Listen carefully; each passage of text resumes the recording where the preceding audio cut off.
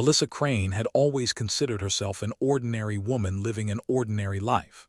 34, divorced, mildly burnt out by her accounting job, and spending her evenings drifting between Netflix autoplay loops and microwave dinners. On a cold December night, she stepped out of Silver Hollow Mall with 3 shopping bags, her breath fogging in the air as neon reflections rippled across the parking lot's thin layer of mist. She clicked her car key. Nothing. No chirp, no lights, just silence swallowing the sound. A faint hum rolled through the structure, a low vibration she felt more in her ribs than in her ears. She paused, looked around. The lot was nearly empty, a few cars, an abandoned cart, and the distant echo of a closing security gate. Then the lights overhead flickered, once, twice. Then all at once dead. Darkness swept over the concrete like something alive. Melissa froze, her heartbeat slammed against her throat. In the absolute silence that followed, she heard it clearly. Footsteps, slow, deliberate, not on the ground above her, on the upper level of the parking deck, moving in perfect rhythm. She backed toward her car, but the air around her grew heavier, pressed inward, buzzing like a swarm of unseen wires in the air. Her skin prickled. A tingling climbed her arms. Then the hum became a tone, pure, metallic, almost digital. Her vision warped at the edges, bending into a faint oval distortion, like someone pulling reality inward from both sides. A shape appeared in her periphery, tall, too tall, human-shaped but not human, moving, joints bending just a fraction too smoothly, the head tilting with mechanical precision as if studying her. "Hello," she whispered, though her voice felt muffled, as if spoken underwater. The figure didn't step. It glided. The mist parted around it without touching its form. Then the oval distortion snapped open like a wound in midair, a vertical slit of shimmering blue-white light. It stretched wider, revealing depth behind it, something like a hallway but made of layered luminous threads instead of walls. Melissa tried to run. Her body didn't obey. Her legs felt suspended, heavy and weightless at once. The tall figure reached out. Its hand, if one could call it that, unraveled into strands of light, wrapping around Melissa's arms, lifting her off the ground. No pain, no struggle, just the overwhelming sensation of being cataloged, scanned, sifted through. The portal pulsed, and the world around her went silent, completely silent. No wind, no distant traffic, not even her own breathing. She was pulled inside. The slit collapsed behind them with a soundless snap. The parking lot lights flicked back on. Her shopping bags lay scattered across the concrete, their contents untouched. Her car remained locked. Her phone pinged once, searching for a signal that would never return. Melissa Crane was never seen again. But 3 weeks later, her smartwatch, the one removed during the investigation, synced itself to Wi-Fi in a ranger station 40 miles away, transmitting a single file. A 4-second clip of a vertical corridor of blue-white light slowly folding inward, and Melissa's faint silhouette suspended inside it. The clip ended before the Rangers even realized it had begun. Raymond Holt had driven Route 94 for 15 years, hauling equipment between Phoenix and Page. He knew every curve, every faded billboard, every lonely dirt road branching off into nothing. It was a simple job, steady pay and predictable miles. Exactly what a 41-year-old man with a quiet life and no family preferred. But on an August night thick with desert heat, the predictable became impossible. He left Phoenix at 11:14 p.m., logged in his departure on the company tablet, grabbed a gas station coffee that tasted like burnt cardboard, and set off under a moon so bright it looked painted on. The highway was empty, not unusual. What was unusual was how the silence felt, inflated, as if the desert was holding its breath. About an hour into the drive, the radio cut out mid-song. A thin, whining frequency replaced it, then even that died. Ray tapped the dashboard. Nothing. A flash of light erupted on the horizon, not lightning, not headlights, but something spherical, expanding outward like a balloon of electricity. His truck headlights dimmed, then brightened, then dimmed again. "Not now," Ray muttered. "Don't you dare die on me." The truck didn't die, but the world around him did something much stranger. The desert lights vanished. The stars froze. The moon hung perfectly still. Ray felt a pressure in his head, not pain, more like someone gently pushing their thumb against the inside of his skull. Then he realized the truck wasn't moving, but his foot was still on the gas. He reached for the wheel. His arm felt delayed, like his movements were happening half a second after he intended them. The air grew syrup-thick. Ahead, the spherical light collapsed inward, shrinking into a pinpoint that hovered 20 feet above the road. It pulsed once, twice, then exploded outward again without sound. A figure appeared at the center of the pulse. At first, Ray thought it was a person. Then it moved. Humanoid outline, yes, but tall, impossibly tall, limbs too even, posture too precise. The figure didn't walk toward him. It simply shifted locations, instantly appearing closer each time the pulse flickered. Ray's chest tightened. He tried to reverse. The gear stick felt frozen, like it was welded in place. The figure reached the hood of his truck. It leaned forward. Its face, or what replaced a face, was a plane of shifting angles like smooth metal constantly rearranging itself. No eyes, no mouth. Yet Ray felt it looking directly into him, past him, through him. Then the world snapped. White. Flash. Silence so complete he couldn't hear his heartbeat. He floated weightless, suspended inside a vertical tunnel of light. Threads of luminescent material moved around him like intelligent strands. They wrapped around his arms, chest, temples, not restraining, studying, sorting, choosing. Images burst into his mind: his childhood backyard, his first truck, his mother's funeral, a blank shape, not a memory, but a placeholder, a sensation of being evaluated by something colder than logic, than black. Ray gasped and found himself back in his truck. Engine off. Lights dead. Coffee spilled across the passenger seat. The desert was silent again. Stars moving normally. Moon drifting as it should. Shaking, he grabbed his phone. 3:52 a.m. He had lost over 3 hours. He finally got the engine running, drove straight to a diner in Page, and sat there until sunrise, staring at his hands as if they were no longer entirely his. A week later, the company pulled the GPS log from his truck between 12:56 a.m. and 3:52 a.m. The system showed his vehicle stationary, with the ignition off, in the middle of Route 94, but transmitting a constant upward-facing signal, as if the truck's GPS antenna had been pointed directly at the sky. Elias Morneau never planned to work nights for the rest of his life, but bills stack faster than dreams, and the Redwood Research Facility paid $19.50 an hour for someone willing to mop endless hallways while the world slept. 42, divorced, one-bedroom apartment, quiet habits. Nights at Redwood suited him: sterile corridors, humming ventilation, the smell of antiseptic. Predictable. Until the night the building stopped sounding alive. It began at 2:14 a.m. Elias had just finished the East Wing and was pushing his cart toward Lab C-12, a place he'd always been told never to enter, even though no one ever explained why. He'd mopped outside that door a million times and it had never so much as flickered. Tonight it stood slightly open. A thin blade of white-blue light spilled across the polished floor. Elias frowned. "Not my business," he muttered. But something tugged at him, not curiosity, not fear. Something stranger, like a pressure behind his thoughts, gently nudging. He stepped closer. The hum of the building, the constant throb of vents, the click of thermostats, the distant compressors, suddenly vanished. Not gradually, all at once. A vacuum of sound swallowing everything. His breath grew louder in his own ears. He pushed the door open another inch. Inside, the lab looked frozen mid-experiment. Papers suspended in the air as if gravity forgot them. A rolling chair tilted at an impossible angle without falling. Droplets of liquid hovering above a silver tray. Time wasn't slowed.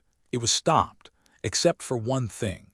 At the center of the room, a vertical slit of shimmering light rotated slowly, like a door made of pure energy trying to decide whether to open or close. It expanded and contracted, breathing in a rhythm that felt almost alive. Elias whispered, "No, no, no, I didn't sign up for." but the words dissolved, muted, stolen from his throat. A vibration rolled through the floor, deep, subsonic, making the bones in his legs tremble. The slit of light widened sharply, revealing a corridor of layered luminosity stretching into an impossible distance. Something stepped through, tall, human-shaped, but built from overlapping translucent plates of light, like its entire body was an X-ray given physical form. The creature moved with perfect symmetry, shoulders gliding without the slightest rise or fall.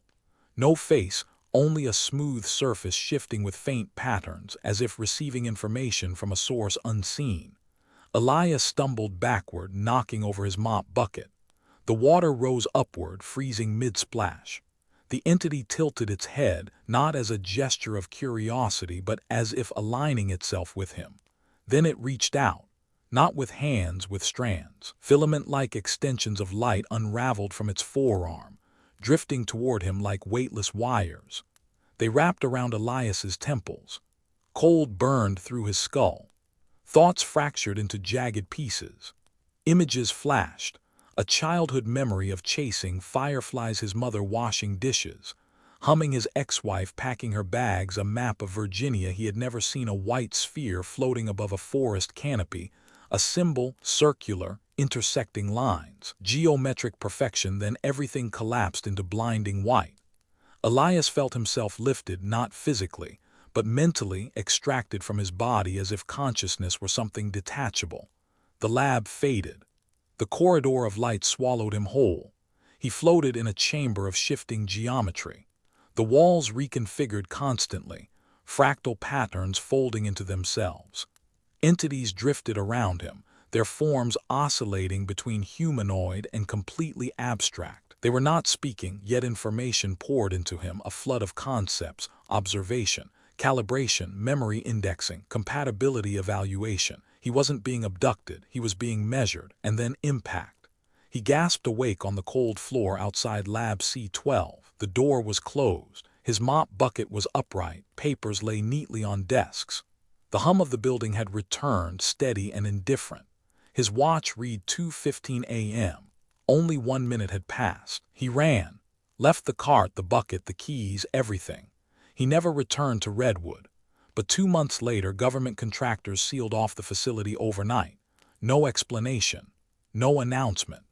A former coworker texted Elias a photo taken from a distance. The entire east wing, where C12 was located, had collapsed inward, not like a structural failure, but as if a piece of the building had been removed from existence, edges clean and unnaturally smooth. Elias deleted the message. But every night just before sleep, he sees that symbol again. The intersecting circle burned into the inside of his thoughts. Captain Logan Reeves had responded to dozens of wildfires in his 17-year career, lightning strikes, careless campers, downed power lines. He'd seen forests burn like paper, felt heat so intense it warped the air, watched mountains glow like molten metal. But nothing prepared him for what happened in the Black Timber Ridge fire. It was late August, the driest summer in decades. The fire had jumped containment lines and was now chewing through the ridge faster than the crews could chase it. At 2:37 a.m., Logan stood on a rocky overlook, helmet steaming from the heat, radio crackling with exhausted voices. The sky burned orange. The air tasted like copper and ash.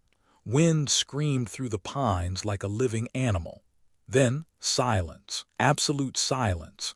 The wildfire's roar vanished. The wind died mid-gust. Sparks hung motionless around him, frozen in the air like tiny stars trapped in amber. "What the hell?" he whispered. His radio sputtered, then emitted a single piercing tone. High, pure, mathematically perfect.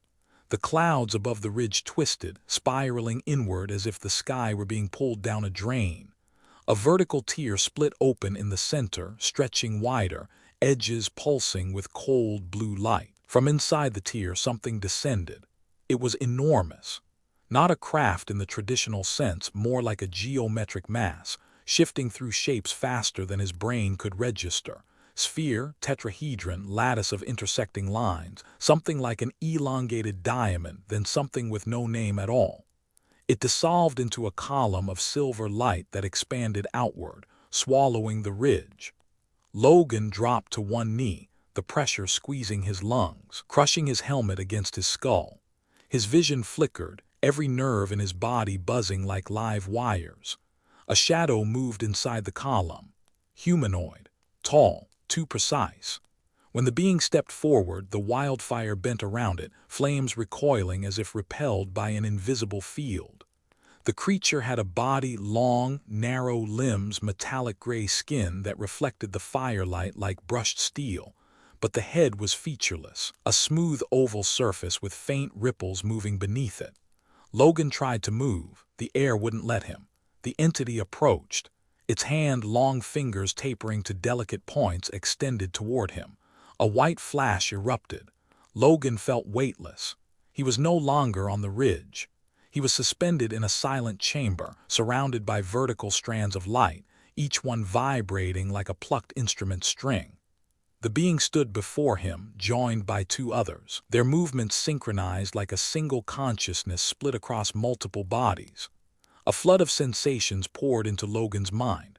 A map of Earth, continents glowing, a network of points, nodes, connected by lines that pulsed with energy, images of human DNA splitting, recombining, spiraling, a sense of urgency, not emotional but computational, a message without words. You are compatible enough. The chamber collapsed inward. Logan fell. He slammed onto the forest floor, coughing, choking on smoke, the wildfire roaring back to life around him. Sparks rained down. Crew voices shouted through the radio again, unaware that anything had occurred. His watch read 2:37 a.m., 0 minutes passed, but his gear told a different story. The thermal coating on his suit was partially melted, not by the wildfire's heat, but by something colder, something energetic. His helmet cam, later reviewed by investigators, showed 13 seconds of blank white footage, and a strange geometric pattern burned into the lens. The pattern did not match any known reflection, artifact, or glitch. It matched the shape Logan saw in the sky. He never spoke about it publicly. But sometimes, when he's alone at night, the veins on his forearms emit faint pulses of blue light, the same rhythm as the nodes in that map he saw. He keeps them hidden. Because deep down, he fears the truth. Whatever chose him isn't finished. Clara Hensley had lived by the ocean her entire life. At 38, she rented a small, weather-beaten house perched on a cliff overlooking the Pacific, a place where the waves were constant, the gulls were loud, and the night smelled like salt and pine. She worked nights at a local seafood processing plant, and after each shift she walked the shoreline to clear her mind. On March 9th, at 1:12 a.m., the Pacific Ocean stopped. Clara noticed it instantly. The sound she'd heard every day since childhood, the rhythmic crash of waves, vanished between one breath and the next. She froze. The air felt hollow. Even the wind refused to move. The ocean surface below her had gone eerily smooth, reflecting the moon like a sheet of polished glass. Not a ripple, not a wave, not even the faint motion of the tide. Clara whispered, "No, this ain't right." A vibration rolled through the sand, a deep, low-frequency tremor that felt like it came from above, not below. Her ears popped. A metallic taste filled her mouth. Then she saw the light. A circular glow expanded just beneath the surface of the water, like an underwater spotlight aimed at the sky. It grew brighter, wider, until it pierced through the surface without disturbing it, a perfect circle of impossible illumination. The ocean parted around it without waves, forming a ring of still water. Clara felt her throat tighten.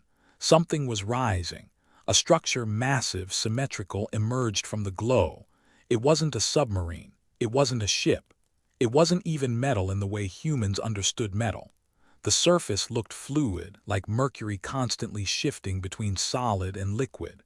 The object broke fully above the surface, hovering in midair without dripping a single drop of water. It rotated slowly, silently, a disk intertwined with geometric patterns that rearranged themselves like a living blueprint. Clara stumbled backward in the sand. Her phone lost signal. Her flashlight flickered out. Her heartbeat thudded like underwater percussion. The disc stopped rotating. A seam appeared along its underside. Then a beam, not bright, not explosive, just a soft, descending column of pale blue energy that settled onto the beach 20 feet from where she stood, illuminating the sand in a perfect circle. Grains of sand lifted inside the beam, suspended like dust motes in zero gravity. Clara was frozen in place, not by fear, by force. Invisible pressure locked her muscles, held her jaw shut, pinned her heartbeat in her chest. A shape materialized inside the beam. At first it looked like a silhouette. Then it stepped forward, tall, slender, skin the color of oxidized silver. A body that moved with mathematical precision rather than biology. Limbs elongated but symmetrical. No mouth, no pupils, only two faint glowing slits where eyes should be. It approached Clara. Her consciousness wavered, flickering like a dying bulb. The entity raised one hand, fingers long and blade-like, and lightly touched her forehead with a cold point of silver. The world collapsed. Clara found herself adrift in darkness, suspended in a vertical corridor of shimmering light. Dozens, maybe hundreds, of entities floated around her, each one adjusting panels of pure energy that rearranged themselves into patterns her mind couldn't hold. Information poured into her.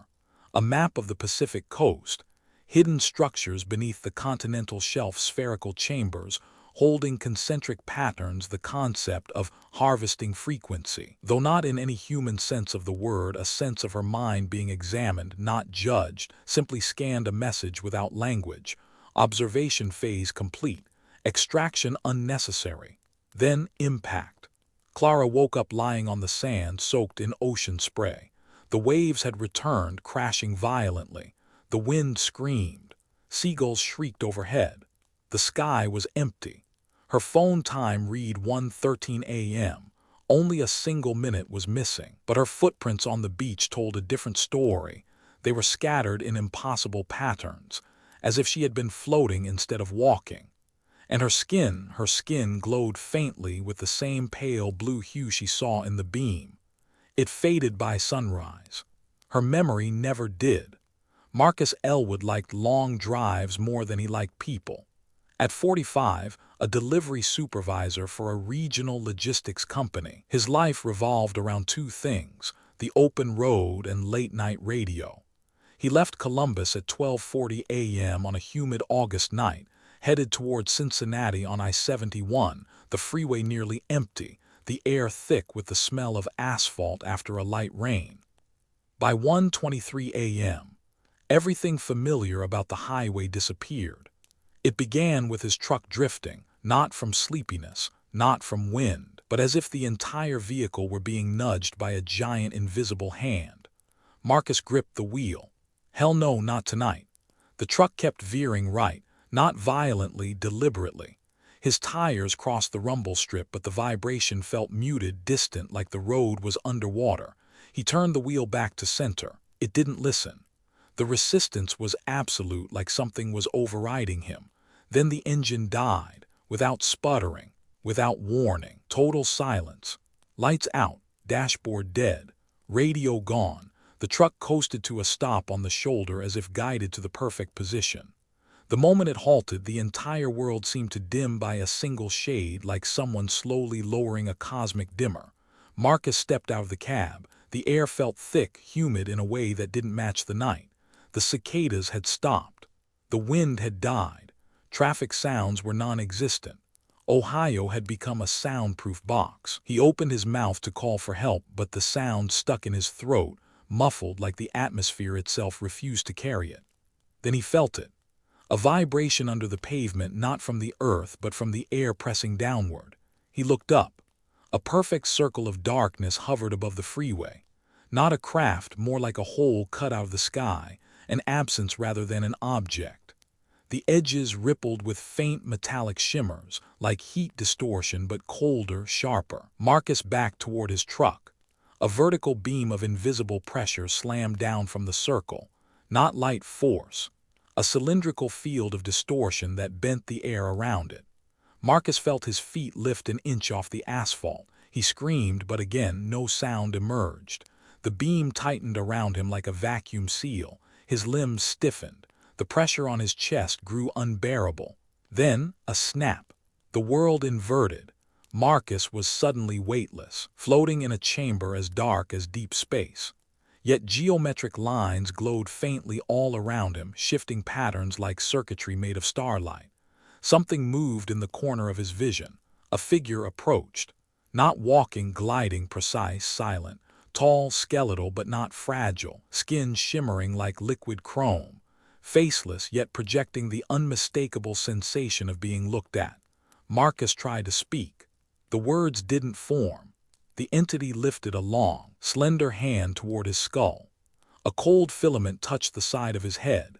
His consciousness unspooled. He saw a network of highways across America glowing like nerves, points of intense light, where collection sites had been used before, a spiral structure rotating above the atmosphere, a dataset of biological patterns. Human lives categorized by frequency, not by identity, his own memories being sifted, sorted, indexed, a simple conclusion formed without emotion, acceptable compatibility. Return, the pressure vanished, he dropped. He hit asphalt so hard he gasped. He was back on I-71. His truck lights were on. The engine idled normally. A car honked as it passed, the first sound he'd heard in what felt like hours. Marcus scrambled into his seat, shaking. His dashboard clock read 1:23 a.m. Not a minute had passed, but several things were wrong. His seatbelt was buckled even though he didn't remember fastening it. His phone's GPS history showed his location moved 0.8 miles north during the disappearance. And the asphalt where he landed had a perfect circle of warm, melted tar, as if something with tremendous heat or force had pressed down on that exact spot. Marcus never drove alone at night again. But sometimes, when he closes his eyes, he still sees that sky hole, widening slowly, as if waiting for him to fall asleep. Nina Calloway lived her life above the city, not in it. A 33-year-old jazz guitarist scraping by on gig money and a part-time barista job, she loved the skyline more than the streets. Most nights she climbed onto the roof of her 5-story apartment building in Brooklyn, sat cross-legged near the water tower, and played until the noise of the world blended into something tolerable. On June 2nd at 11:58 p.m., the city beneath her went strangely calm. The traffic hum softened, the subway rattle faded. A blanket of stillness spread across the rooftops with unnatural precision. Nina paused mid-chord. She frowned. "New York doesn't get quiet," she whispered. Then the air thickened. Her guitar strings vibrated on their own, resonating with a low harmonic frequency she had never heard before, a perfect tone, as if the instrument had become a tuning fork for something enormous and unseen. Nina set the guitar down. The rooftop lights flickered, then dimmed. The city's glow looked wrong, not darker, filtered, like someone had placed a thin sheet of smoked glass over the entire skyline. A soft light appeared above her. Not a beam, not a spotlight. A slow, drifting sphere the size of a human torso, descending from the sky like a silent lantern. Its surface wasn't solid, more like woven light, strands of luminous threads twisting and braiding into shifting patterns. Nina backed away, heartbeat hammering. The sphere followed her. It dropped to eye level, stopping just inches from her face. Inside its swirling core, geometric shapes rearranged with organic fluidity, like something trying to communicate in mathematics. A gentle pressure pressed against Nina's thoughts, not intrusive, but insistent, nudging her mind into a state of hyper-awareness. What do you want?" she whispered.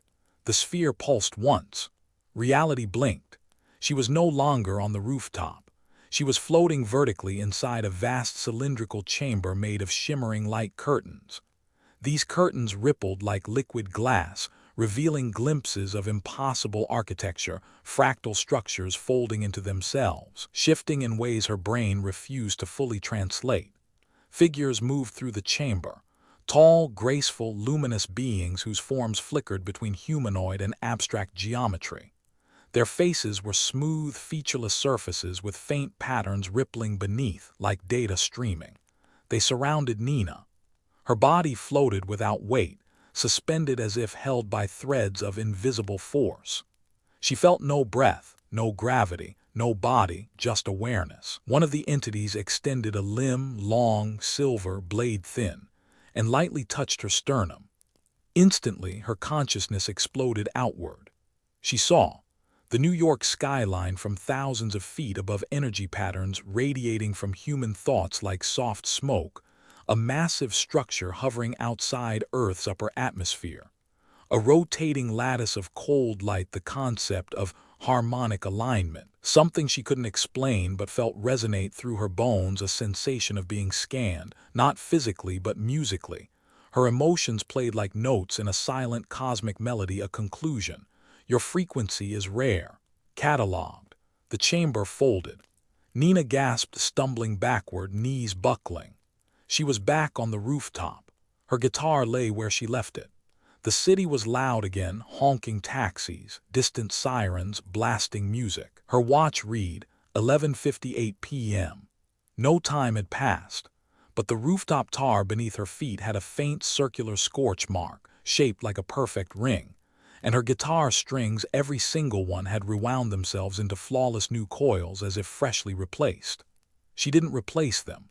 They replaced themselves. For months afterward, whenever Nina played certain chords, the air above the strings flickered faintly, shimmering the same way that sphere had. And late at night, high above the skyline, a soft woven light sometimes drifted between the clouds, following her building like a lantern that remembered the sound of her music. Derek Albright wasn't the spiritual type.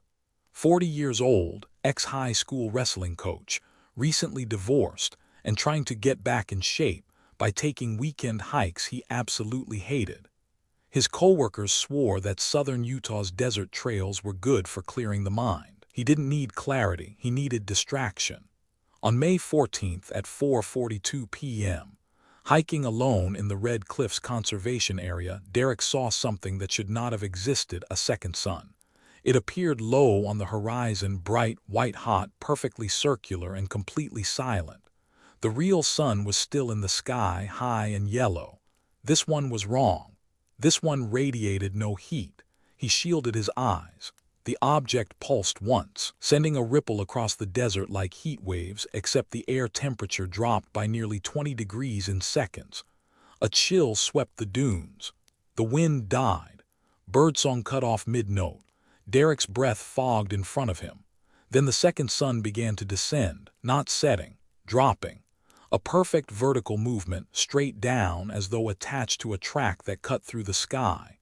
The desert went silent, not empty silent, but the suffocating quiet of a vacuum, as if sound itself had been drained away. Derek whispered, "I have to be hallucinating."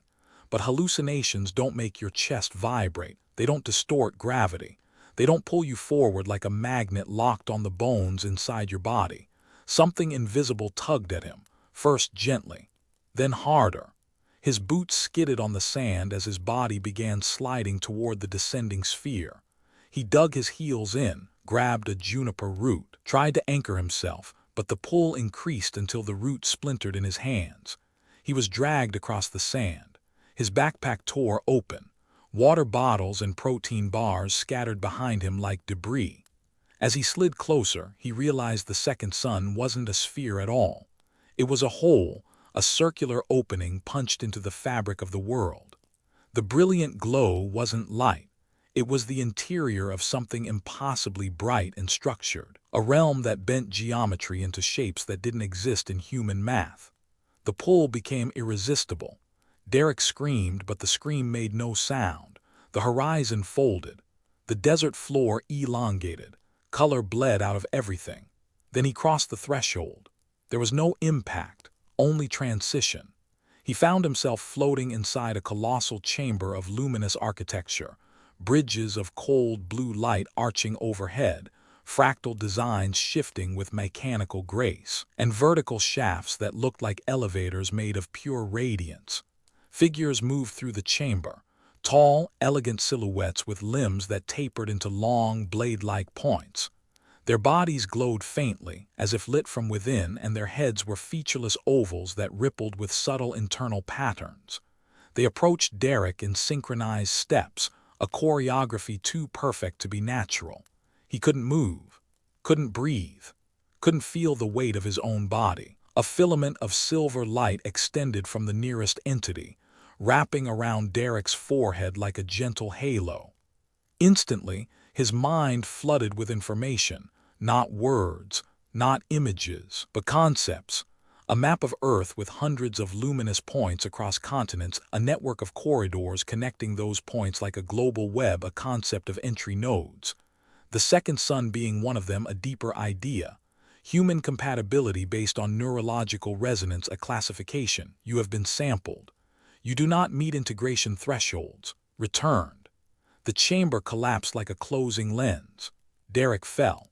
He hit hot sand, rolling, choking, his body half buried in a dune. The desert heat returned instantly. Birds chirped again. Wind rustled the junipers. The second sun was gone. The real sun burned overhead, normal, yellow, indifferent. Derek's watch read 4:42 p.m., but his phone said 7:19 p.m., nearly 3 hours missing. And his footprints in the sand ended abruptly near a circular area where the sand had fused into smooth glass, a perfect disk. For weeks afterward, Derek saw flashes of that luminous chamber whenever he closed his eyes. And sometimes, just before sleep, a faint white glow appeared at the corner of his bedroom, pulsing slowly, waiting. Lance Parson was the kind of night shift security guard who took pride in being bored. 46, ex-Marine, divorced twice, and perfectly content spending his nights patrolling the empty halls of Dalton Industrial Storage, a massive warehouse complex on the edge of Joliet. The place was quiet, predictable, and mostly filled with packaging materials and ancient machinery no one used anymore. On October 12th at 3:11 a.m., boredom died. Lance was doing his usual sweep through Sector B, a long corridor lined with metal doors, each marked with faded numbers. He walked with a coffee in one hand and a flashlight in the other, humming a country song off-key. Then he noticed something wrong. A man stood at the far end of the hallway, not near the entrance, not near an exit, just there as if he had appeared out of thin air. He wore a plain gray suit, too tidy for an industrial complex, with a white dress shirt and no tie. His posture was stiff but not unnatural. His face was turned slightly downward as if reading an invisible document held in front of him. Lance lifted his flashlight. "Sir, this is a restricted area." The man raised his head. Lance's breath caught. The man wasn't threatening. He wasn't armed. He wasn't panicked. But he had no shadow, none. Not against the floor, not against the wall. Even under Lance's flashlight, the beam passed through him like he was a projection cast into the world. Lance's training kicked in. He reached for his radio. It crackled, then died. The lights above flickered, dimming by half. The hallway's hum, the low thrum of generators and air ducts, silenced instantly. The man in the gray suit stepped forward, not walked phased. His feet moved, but he didn't cover distance. He simply appeared closer, as though reality between positions had been deleted. Lance backed up. "Stay right where you are." The figure tilted his head. A faint ring of blue light flickered behind his eyes, a cold, pulsing glow arranged in a precise geometric pattern. When he spoke, his voice was soft, calm, and wrong. "Your presence is noted." The air thickened. The floor vibrated. Every metal door in the hallway rattled as if something massive were moving behind them. Lance raised his flashlight again. This time, the beam bent around the man's body, warping like light passing through a gravitational field. I said stop, but the man continued approaching, phasing forward in stuttering jumps. Then something happened that Lance would replay in his mind for years. A circle of cold white light expanded beneath the man with no shadow, a perfectly round disk that swallowed the hallway's floor texture, replacing it with glowing geometry. Symbols spun along its edges, rearranging themselves in mathematical sequences Lance had never seen. The suited figure stepped backward into the circle. Lance steadied his flashlight. The man raised a hand, long fingers stretching unnaturally, almost too flexible, and pointed directly at Lance, everything inverted. Lance's vision went inside out. He found himself suspended vertically in an endless black chamber lit by floating strands of silver energy. Gravity vanished. Orientation vanished. His body was no longer lying, standing, or floating. It simply existed. Entities drifted around him, tall, long-limbed humanoids with smooth, reflective faces and luminous patterns moving beneath their skin like shifting circuitry. One approached. Its elongated hand pressed two cold points of light against Lance's temples. His mind exploded with information. A network beneath the United States. Hidden corridors of energy, nodes, a classification system sorting minds by resonance viability, images of humans floating inside tubes of cold white light, a sense of being tagged, marked, labeled, a phrase without words. You are observed. You are not taken. Yet, the chamber collapsed inward. Lance fell onto cold concrete. He gasped. He was back in the hallway. His coffee was spilled. His flashlight lay 20 feet behind him. The man in the gray suit was gone. The lights returned. The generator hum resumed. The air smelled like ozone. His watch read 3:11 a.m., exactly when the encounter began. But every camera in Sector B malfunctioned simultaneously, showing nothing but static from 3:11 to 3:17 a.m., and the floor where the man had stood. A perfect circle of scorched concrete, smooth as glass, still faintly warm. Lance quit the job 2 days later. But for months, he saw a faint blue ring flicker behind his own eyes whenever he looked in the mirror, a reminder that he had been noted. A reminder that someone somewhere had his frequency logged. Dr. Nathaniel Kerrigan lived a life that most would call dull, a 39-year-old historical archivist for the Massachusetts State Historical Repository. A quiet man who preferred dusty documents to living people. He spent his days cataloging letters from the 1800s, preserving brittle newspapers and scanning forgotten manuscripts into the digital system. He liked routine. He liked silence. He liked predictability. What he didn't know was that the repository had a basement no one had ever told him about. It revealed itself on a rainy Thursday afternoon. Nathaniel had stayed late to finish digitizing a set of Civil War journals. At 9:47 p.m., as he walked toward the break room for the last coffee of the night, he noticed a door he had never seen before, old iron, covered in layers of chipped gray paint. No plaque, no lock, no lights above it. He frowned. He worked here for 9 years. This door had never existed, yet there it was. A faint draft seeped from the bottom, cold, metallic, almost electrical. Nathaniel reached for the handle. The lights overhead flickered. All at once, the building's hum died, the HVAC, the fluorescent buzz, every machine and server and fan. Silence swallowed everything like a vacuum. He hesitated, but curiosity, rare and sharp, pushed him forward. He opened the door. A staircase descended into darkness, steep, narrow, colder than any storage level he'd ever entered. The walls were smooth metal, seamless, not the stone and pipe construction used in old state buildings. He stepped down. 1 step, 2, 10, 20. With each step the temperature dropped. His breath fogged. Halfway down, the lights behind him shut off. He turned, the door had vanished. The wall behind him was solid. Panic gripped his chest. He clutched the railing and felt it vibrating. A low-frequency hum rose from below, deep enough to rattle his bones. He continued downward. When he reached the bottom, the staircase opened into a massive circular chamber, something far too large to exist beneath the city. The floor was smooth metal, etched with concentric patterns that pulsed faintly with blue light. The air shimmered with static. In the center of the chamber, the wall moved. Not like machinery, not like a door, like a membrane, surface stretching and flexing as if something behind it were breathing. Nathaniel stepped forward.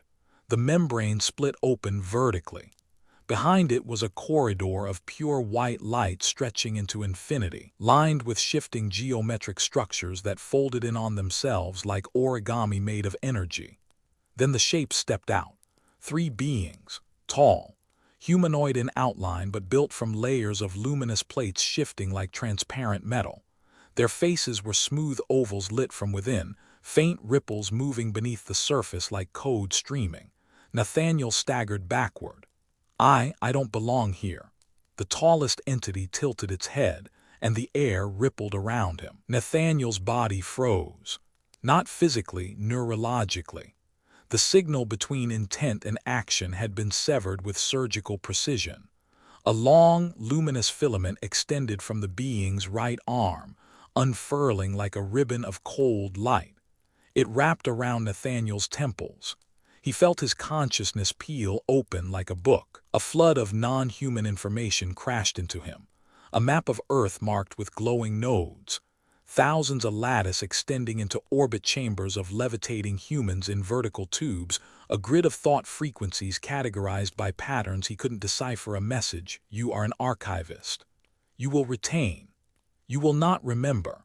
His thoughts split in opposite directions, one rising, one descending, one shattering, one cohering. The chamber warped. He was inside a vertical tube of luminescent energy, suspended in midair, unable to breathe though he didn't need to. Entities drifted around him, adjusting moving panels of light. He felt them scanning his memories, his childhood, his first job, the woman he almost married, his loneliness.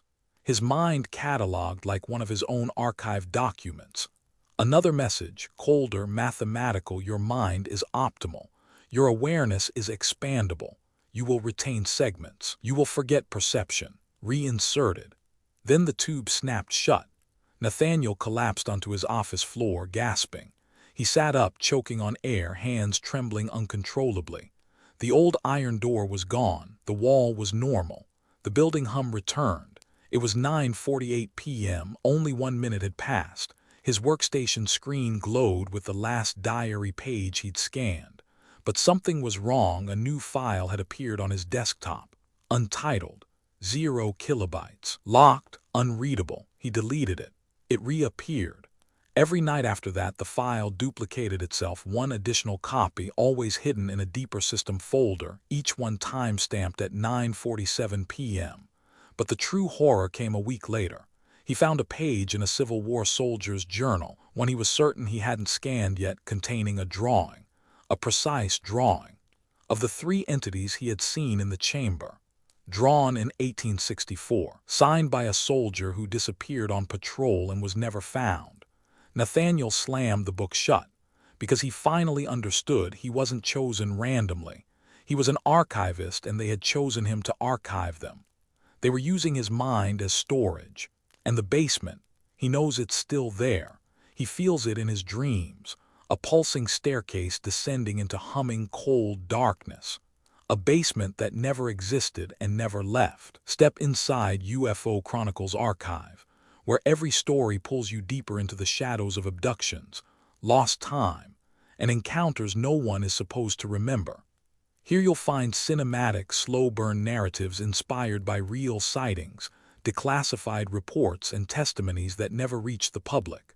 If the unknown calls to you, if the quiet hours stir something you can't explain, hit subscribe and enter the archive. The next signal is already on its way.